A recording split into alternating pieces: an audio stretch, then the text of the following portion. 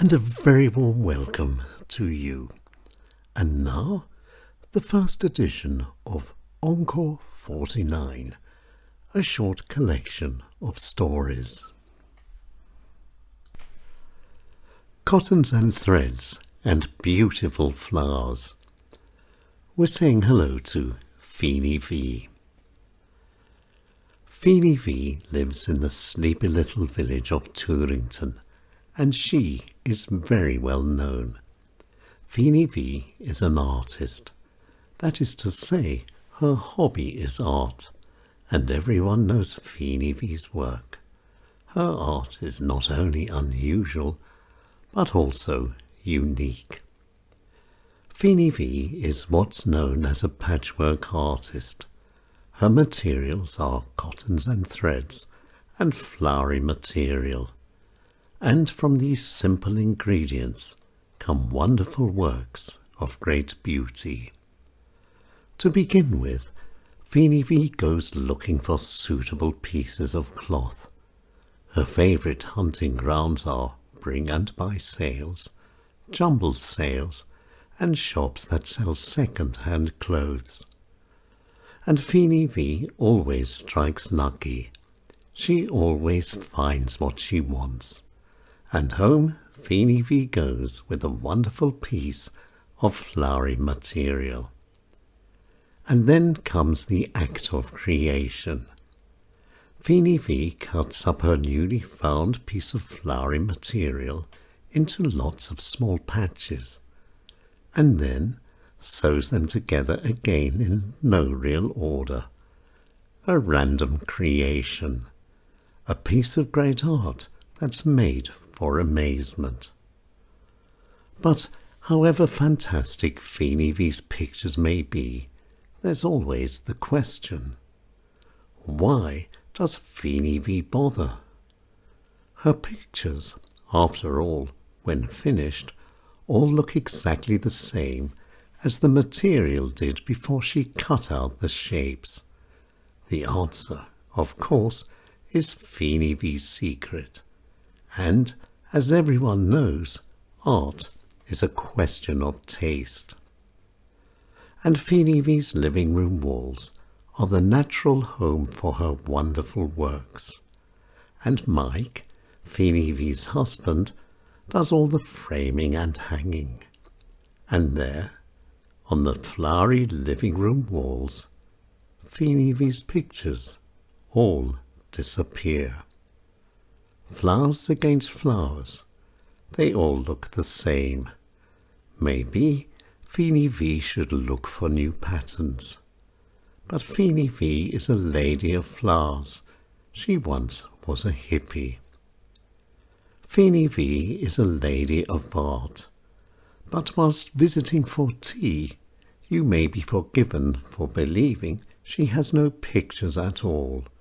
Flowers against flowers, and colours against colours, all very still lives. Feeny V, cottons and threads and beautiful flowers. The natural chain. Some logical thoughts and a simple explanation. Written and read by Nigel A. James. It is a popular fact that Charles Darwin was correct when he wrote On the Origin of the Species, a brilliant work. And I too, like most other people, agree with that which he wrote. That is to say, with most of it. There were just one or two minor things that simply didn't ring true. And one of them was that man was at the top of the evolutionary pile. Man is much more than that. Man is more than himself. It is widely believed that everything everywhere has exactly the very same origin, a very big bang. And all living beings have all been on their way here since that first fiery moment a long time ago, and more than likely before it as well, meaning all of us here are related to every ant, cockroach, man, woman and child, and everything else on this earth that has ever lived, or will ever live, or is living right now. And the fact we are here in the here and the now has only to do with our position in the chain of the being. People, and this is my theory, are unlike anything else on this planet. People are special. And we are special because of our status. Every other being, be it animal, vegetable or mineral, is simply a passive link in the natural chain. We, on the other hand, are able to determine what follows us, our next link, and it doesn't have to be a son or a daughter. Our next link can be even a ship or a plane or a train or anything else. Because we are all part of nature, then everything we create is also a big part of nature, and our creations and inventions will then too become part of the natural chain. And the planes in the sky are the perfect example. The first plane to actually fly was a simple machine. It flew for just a few minutes, but once out of the box it had to develop. It became more and more. This invention sucked more and more people into its being until it became what it is now. It has, if you so wish, affected the fate of millions of people, and in more than one way. Planes can do much. They can take us on holiday, they can rescue us, and unfortunately they can kill us as well. Just look at fighters and bombers. So this of course means that all the horrible bombs which they drop are also a part of the natural chain. And of course bombs injure badly, and so medicine is needed as well. And medicine too is part of the natural chain, sometimes good and sometimes absurd. Using it we can terminate life. Abortions are perfect examples. And using medicine we can cure, meaning our power over living and dying is not only total, but also part of the natural chain. But much of that we created was intangible too. At the top of the list was religion, and like most other abstracts, it not only caused great hardship and pain, but moments of joy and beauty as well. But the big question still is, did we create God, or did He create us? It's all up to us. Again, it is simple. God is real and exists because that's how we want Him to be. We not only invented our Creator, but also our souls. And so, where does this leave the future? It leaves it in the same place as the past before we arrived. Before we were born, we were happy. We had no idea of this life, or this world, or anything else. Nothing existed. And the same will happen again when we leave. Nothing will exist, and we will be happy again. And that too is part of the natural chain. And the natural chain? The natural chain only exists because of our thinking. Without man, the natural chain would be nothing at all. And Charles Darwin too had his natural place in the natural chain. And now? Charles Darwin is no longer with us, but his ideas are just as important as ever. Eternity too is part of the natural chain.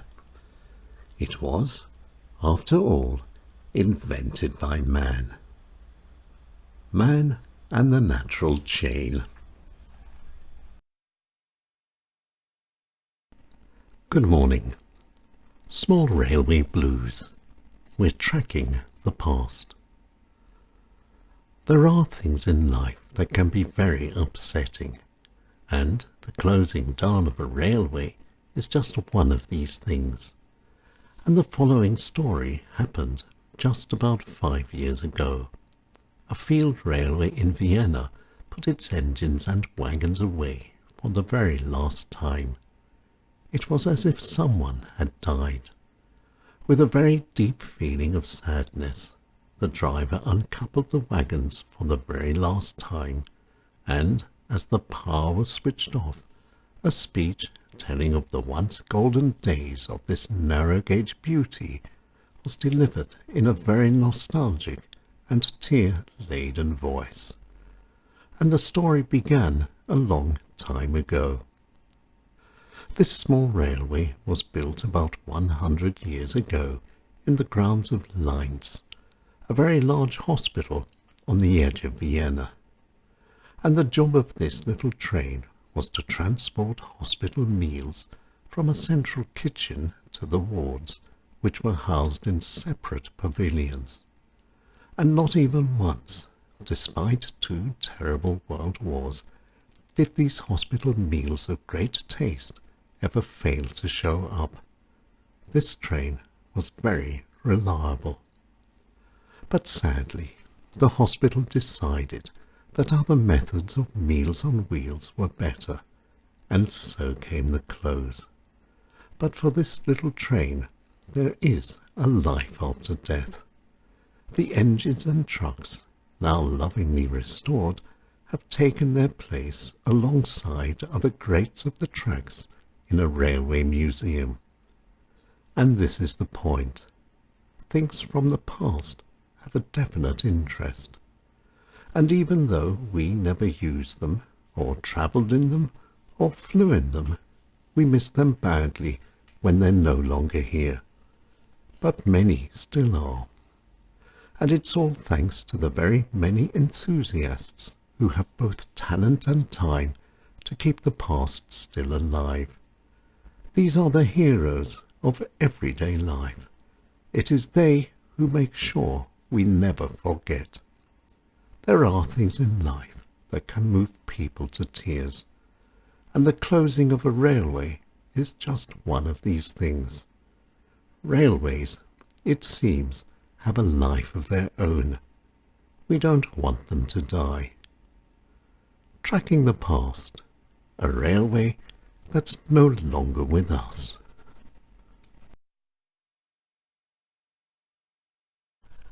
And a very good afternoon to you. And now, Hatzi and her many cousins.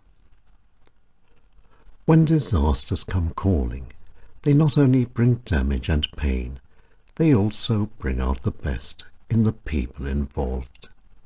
And the earthquake that struck Sukokuka in Japan in 2006 brought out the very, very best of a young English woman.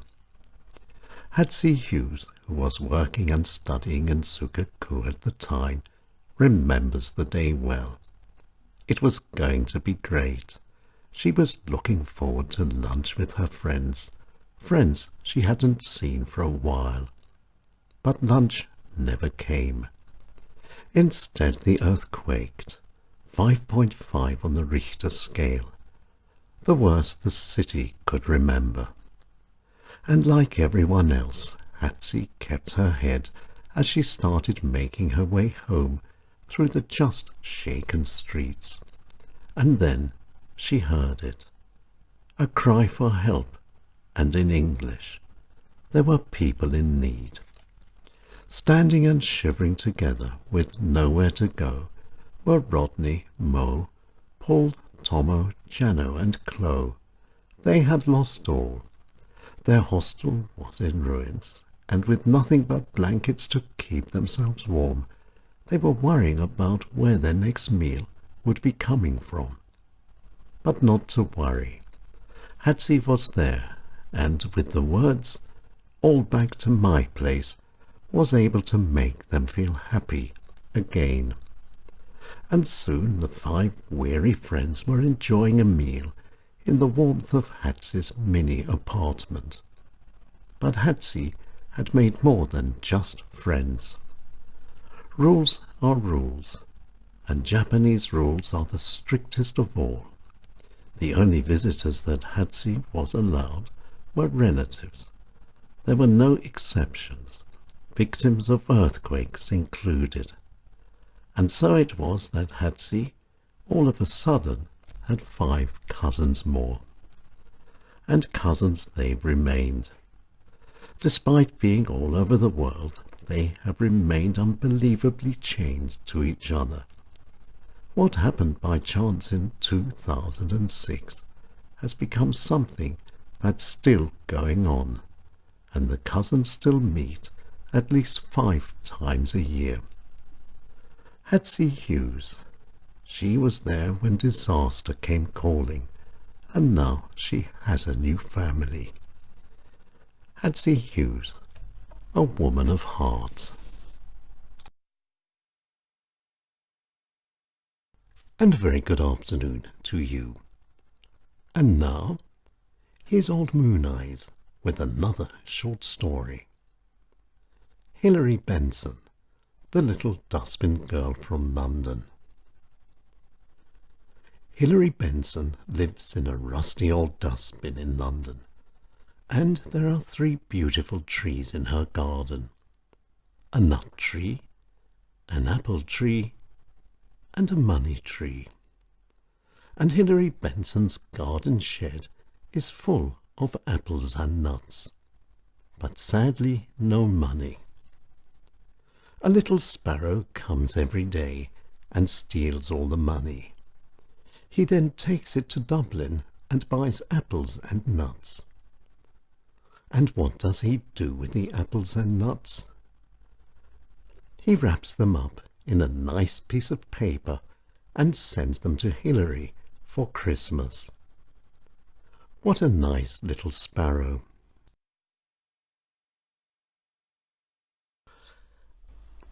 And now, to finish our first edition of Encore49, here are some words of high wisdom. If you had 2 mouths, you would be able to speak twice as much as you do. Thank you for listening. I'm Nigel A. James.